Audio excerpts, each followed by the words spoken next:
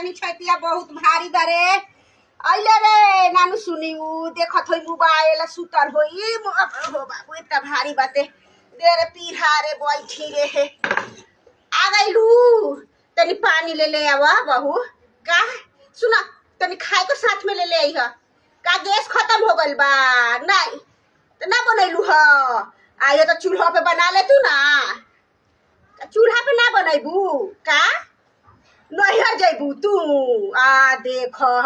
Gas खत्म हो गल तब गैस ना भराता तो ई का तो नैहर जइहन इनका बाबू मार गैस भरवा के रख देले हन मातारी फोन कइले रहलवा ह कि अब लकड़ी खत्म हो गल बा लकड़ी भी नहीं जैबू गैस खत्म हो गल बा नैहर के जैबू लकड़ी भी ने जा जा तू जा तर मातारी का हत्थी पे रखतवा ना तर हत्थी पे रखतवा कि लकड़ी भी नुआतवा वहाँ गैस खत्म कर भाई यहाँ चूल्हा पे ना बने वहाँ जाके लकड़ी चूल के बनाई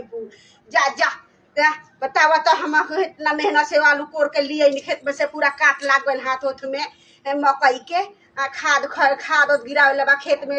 जोता एथी करवावे बा पानी वानी पटवावे बा जइहन का तो नहीं हर गैस पे बनैहन खाना चूल्हा पे ना बनैहन गैस खत्म हो गल तब चूल्हा नहीं कर करिया हो जइहन बाबू हो बाबू जा जा जा जा ना बोला न तैह लेकिन हाँ गैस भराई लगी तो अबू न तैह वही रही जा जा तू जा।